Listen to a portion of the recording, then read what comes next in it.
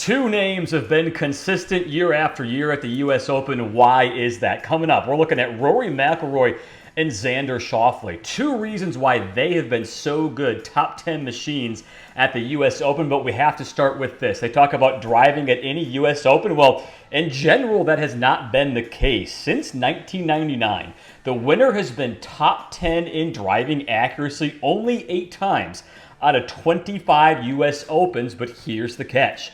3 of those 8 times came at Pinehurst No. 2, 1999, 2005, and 2014, which means all 3 times they've been at Pinehurst, it has been very important to drive the ball straight off the tee. Chris Brees, Ben Everill, here to give you the key stats, Ben, and we start with that. You got to drive the golf ball really well at Pinehurst.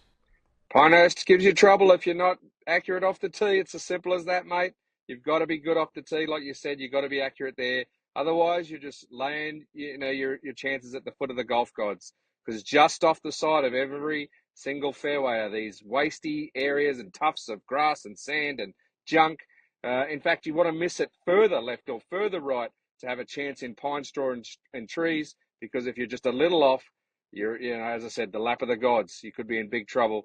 No surprise to me there that Pinehurst No. 2 has needed accuracy off the tee. So here is what it looks like. We're really looking at 2 general stats. Driving the ball straight, driving accuracy, total driving in general, and then scrambling around the greens, including sand saves. Let's start with the 3 winners here at Pinehurst. Payne Stewart, Michael Campbell, and Martin Keimer. And there's one reason why we chose these 2 stats, driving it straight and scrambling around the greens, because those are the only 2 stats where all 3 winners were inside the top 10 every single time. Driving accuracy and scrambling both. Every other stat out there, Ben, showed these winners all over the place. Drive it straight and make sure you get up and down when you miss the green.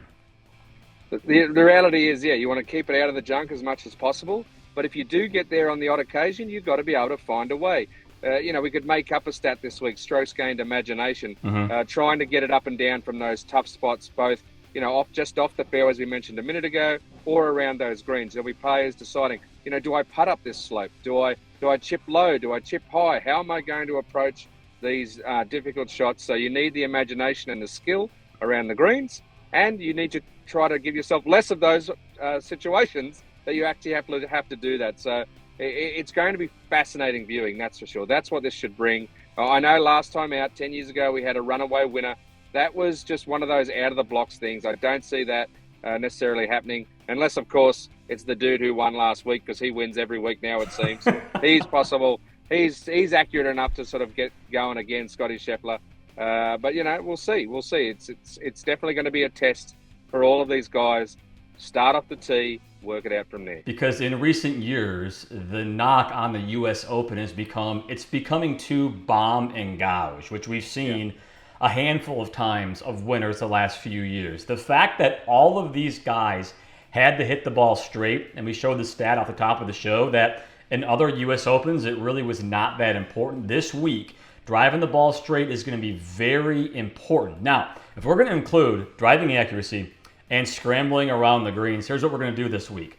We are showing you the top players on tour in those 2 stats combined. Accuracy rank and scrambling rank. And then on the right here, you see their total number, the number added up between those 2. Scotty Scheffler is second, but look who's number 1 on this list, Ben. It's Tommy Fleetwood headlining a handful of guys who you might not want to pick this week if you're looking at past success at recent majors. These names are fascinating because we've got some guys on here who you probably thought beforehand, maybe I don't want to touch them. There might be some names on here who you might want to think about this week. Well, 100%. Look at what you got there, though. You've got Scheffler, Schauffele, and Morikawa. Yep. 3 absolute studs in form right now. So there's your chalk option straight off the bat. But then you said Fleetwood, he's been really close in US Opens past as well. He's had a chance. He's proven he can play this style of golf. And so all of a sudden, he's someone that you have to start thinking about absolutely. To be 4th in accuracy and then combine it with good scrambling, how do you leave him out now? I know that I can sense that you, Chris, you're going to start looking at him as a top 10, a top 5. You're going to be looking at him for head-to-heads. And look, Let me tell you this. I'll give away a little bit of some of our content. We asked a lot of guys, who might be going under the radar, heading to Pinehurst. One of the names that came up many times, Russell Henley. Yes, third on this list. A lot of players think Russell Henley is an absolute out-and-out horse for the course when it comes to US Opens. I remember following him intently at Torrey Pines a few years back in the US Open. He chipped in at one point to go near the lead. He was up the front, wasn't able to hold it down the stretch, but definitely was in the mix for a good portion of Sunday's final round. And then you've got Siwoo Kim, who we mentioned last week. He was a long shot for me last week, there or thereabouts. He's just very consistent for once in his life this season. Only missed one cut. It did come at the last major at the PGA, but I like what I'm seeing there. And the final guy on that list. Yeah, what about him? Big O-Bear. It's such a question mark, though, because you asked him the big rumor everyone's talking about. He won't confirm or deny it, but it's a massive problem, Ben. I mean, how can you bet on a guy who clearly has something wrong with him, won't say what's wrong with him? The question is it that big of a deal? Last week, you could say maybe it was, but he was in contention. Yeah, if it is what we think it is, which is a meniscus issue, a slight meniscus issue, you can play through it, but it does give you discomfort. And when you're going at the ball as hard as he is off the tee, you're going to have squirrely drives every now and then. So even though he's got a 25th there in accuracy, he wasn't quite as accurate at times at Muirfield Village, and that got him in trouble. That was why he went from contending to not necessarily being there when the whips were cracking. So my issue with him is the number. If he was fully fit, it's a good number for him where he is. But not being fully fit, you need more juice. You need to wait and see, unless you're going very small unit size, etc., and just sort of having a bit of a stab. It's one of those things. He's definitely got the game to be a major champion in waiting. I just want to see him at full fitness before I really jump on. So we have our two big stats, driving the ball straight and scrambling. Now, there's two guys that you cannot ignore in the U.S. Open, how good they have been the last handful of years. Rory McIlroy and Xander Schauffele. Rory has 5 straight top 10s at the U.S. Open. It's been his most consistent major ever since he won the PGA a decade ago. And look at Xander's finishes at the U.S. Open. Ever since he started in 2017, ready for this? 5th, 6th, 3rd, 7th, 5th, 14th, 10th.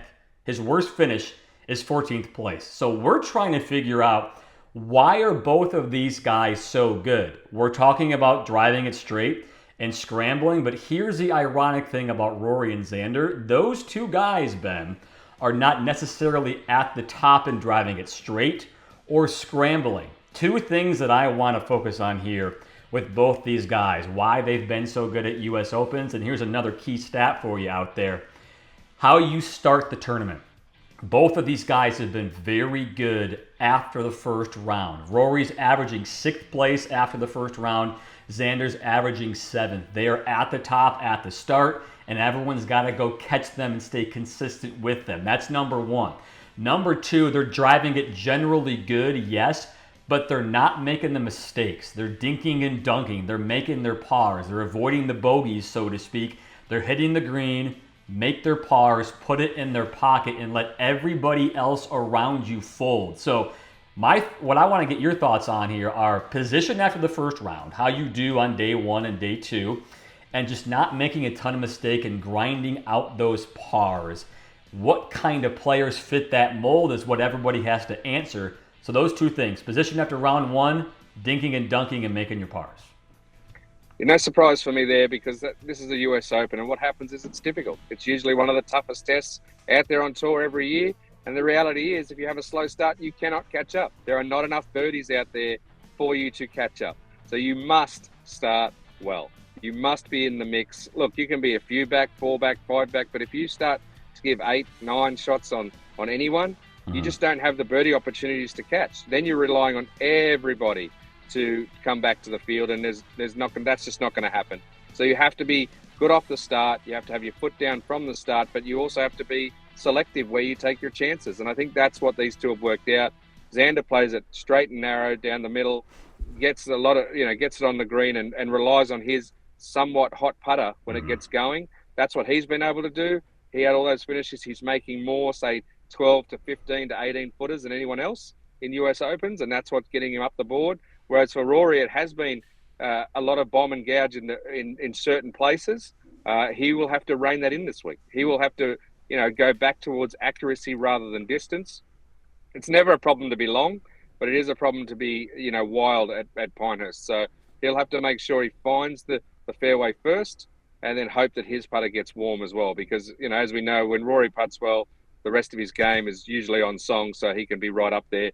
But, again, while we talk about blacklist with me, I said that Rory's on there until we get to Quail Hollow for the PGA next year. I just don't think you get value in his numbers. I think he'll definitely be in contention. I'm not sure if he'll close out because it's just too many times he's burned me before. Whereas Xander, all those close finishes you talked about, well, those were a problem before. All of a sudden, after winning the PGA, makes you wonder. No problem. No problem at all. Right? They're not a problem anymore. And look, he was interesting at Memorial this week. He basically came in rusty. He hadn't played, obviously, since changing his life. And I think that he just sort of took time to really take it all in. He spent parts of his rounds really, focused, and other parts he was definitely off with the fairies a little bit. So I think he'll be back focused at Pinehurst, and he'll definitely once again be in the mix. I don't think he'll go back to back. It's so hard to do, but I do think he'll be in the mix. Now that the content is over with, people may be wondering why you're on your phone, why you're sitting in a car that's not moving, by the way, safety first. Yeah, safety Ben's having some trouble getting to Pinehurst from Columbus, Ohio. Yeah, we just finished at the Memorial, and I was supposed to be on an 8:30 a.m. flight. We sat in a plane for over 3 hours, not moving, not going anywhere before getting out of the plane. And given there's no other flights for me to get there tonight, I've jumped in a rental. We're going to do the 7 or 8 hour trek down to Pinehurst. We'll get there tonight. Be good. As you said, I haven't started yet. Don't worry. I'm just parked off to the side, nice and safe. But we'll definitely be on the ground. Both Will Gray and I will be on the ground all also week en route for all of our great content. And I'm coming off a pretty good week, just quietly. I'm going to give myself a rap. Okay, yeah. I was wondering if you were going to say this. Well, look, it's not difficult to pick Scotty Scheffele to win, which is what I obviously did last week. But what I did do also was tell you guys the best bet was the without Scheffele market and Colin Morikawa. So hopefully you picked up on the double there. Which was also 10-1. Yes, 10-1. That's good form going in. I know you wanted him to get there because you had him as your outright, Chris. We'll give you props for that too because he had a definite chance, and you've got to give him props for chasing down Scheffele. He started 4 back and only ended up 1 behind. That's a really good effort from Morikawa. He's got me really thinking about him this week, to be honest. Even though originally I wasn't sure Pinehurst was a fit, I'm back on thinking very hard about Colin Morikawa this week. We'll see what decision I make in the next 24 hours. A lot to think about in the car for you in the next. You have 8 hours to talk yourself out of all your picks, basically. We're not going to let anything get in our way of giving you the best coverage of the U.S. Open this week. Ben is going to get there no matter what it takes. Will also on his way. And we cannot wait for the roundtable coming up as well as Chalk Talk to help you make all your bets for the U.S. Open.